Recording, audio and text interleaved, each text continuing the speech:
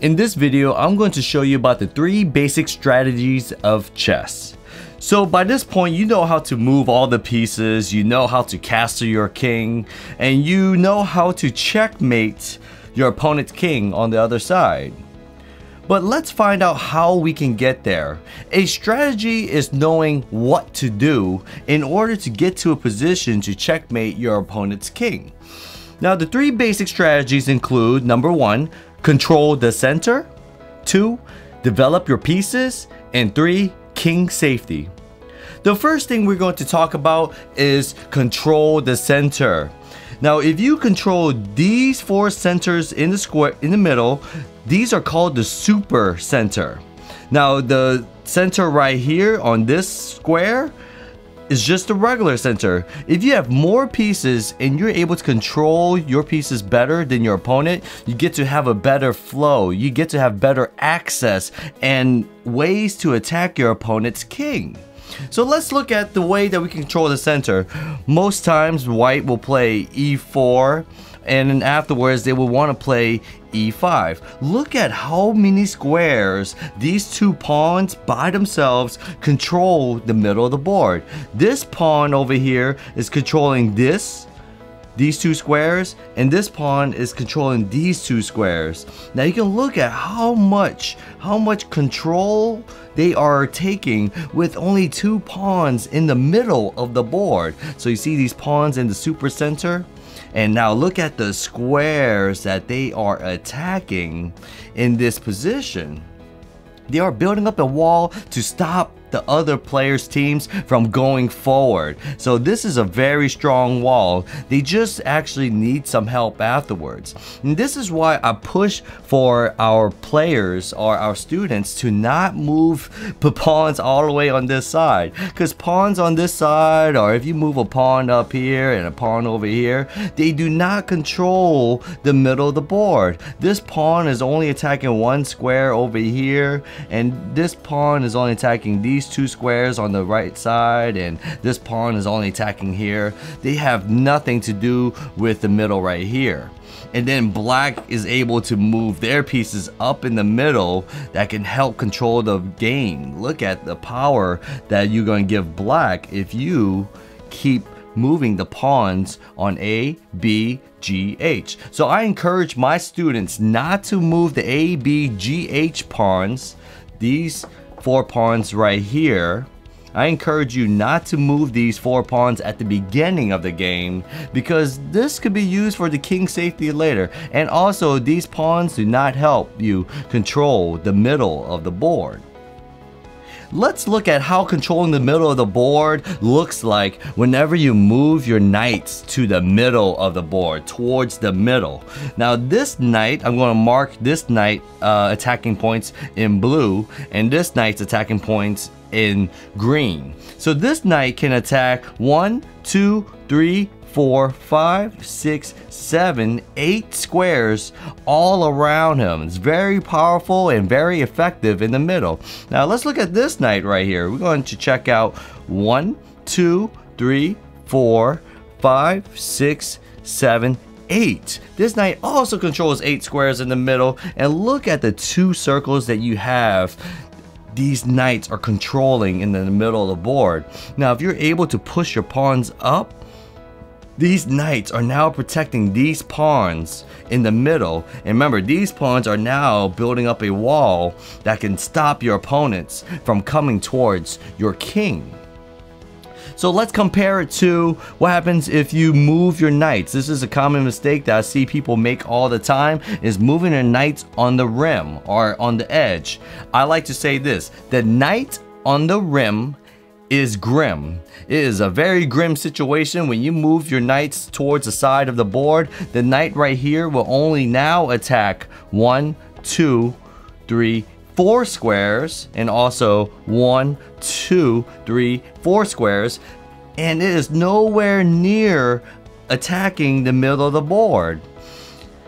These knights on the edge are less effective as if they were in the middle of the board. Now, if the knights were in the middle of the board, they have a chance to jump around the board and get to the other side faster, as if they were on the edge of the board. They don't do much whenever they're on the sides. They don't have as much effectiveness when they're on the rim. Controlling the center to create your freedom so that they can move your pieces freely around the board. So if you're able to move your pieces in the middle of the board and these pieces help control the middle, you will stop your opponents from coming in to your king. And now we're going to talk about piece development, or developing your pieces. The most common mistake that I see people make all the time is they move a pawn and they're trying to take over the middle, but they keep on moving pawns. They keep moving pawns and they're not doing their best job to take out the bigger pieces in the game. In football and basketball, players cannot score points if they are still sitting on the bench. And right here, the bench is on this last row right here. So you have to find your way to get your players or your chess pieces onto the field. Put them in the middle of the battle. They can't score points if they're all the way back here. They need to score points by coming onto the field. So you need to find a way to develop your pieces. So you have to put your pieces to work. You have to bring them out to the field so they can score a point or possibly checkmate your opponent's king or help capture other pieces on the board. So if we're going to move out these pawns, most times you only need to move 2, maybe the 3 max at the beginning of the game of pawns. Then you can start developing your pieces. You start bringing your pieces out.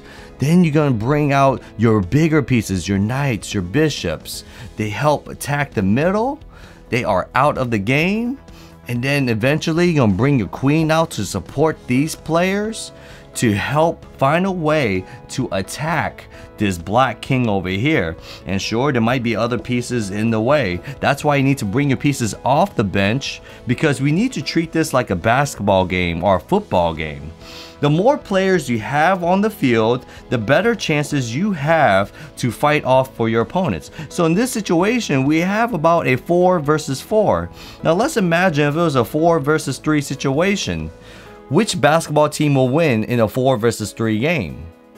The team with 4 players. The team with 4 players will be able to beat the team with 3 players right here. So remember to develop your pieces. Put your pieces to work so that they can have a better chance to attack your opponent's king. And it also helps with controlling the center, these 4 squares in the middle. So find a way to bring out your bishops, bring out your knights first. Stop making random pawn moves on the side. Pawn moves is just going to waste your time, and your opponents will be able to develop their pieces more if you keep moving your pawns. The last most important strategy of the game after you control the center and you develop your pieces is your king safety. Remember, if you lose the king, you lose the game. Chess is a race to get to the other person's king faster than your opponent. So you want to find a way to remember to control the center, and then you're going to develop your pieces. You're going to get all your pieces out onto the field somehow. You're going to find a place, and then you're going to worry about your king safety. And right here, this is why I tell you not to move the A, B, G, H pawns, because these pawns are used at the beginning and middle of the game to protect your king. Now, if you're able to protect your king, we can use the very special move called castling. We can go 1, 2, and then we move the rook on the other side to make sure that the king cannot be captured by your opponent's pieces. If you keep your king in the middle of the board, you're leaving your king open for attack. This means that this team, this opponents, can choose either way to attack your opponent's king. I mean, your king. Now, if you move your king to the other side, you can still hide behind these pawns and protect your king. Let's recap of everything that we've talked about. First thing is control the center. Find a way to control centers with pawns and with bigger pieces. Have your bigger pieces protect your pawns in the middle so that you can have better access and flexibility to attack your opponent's king. Next is to develop your pieces. Remember to get your players off the bench onto the field. Players cannot score points if they are sitting on the bench, just like your chess pieces. If they are too busy sitting back here, they are not doing any work at all. Find a way to bring out your chess pieces. And lastly, king safety.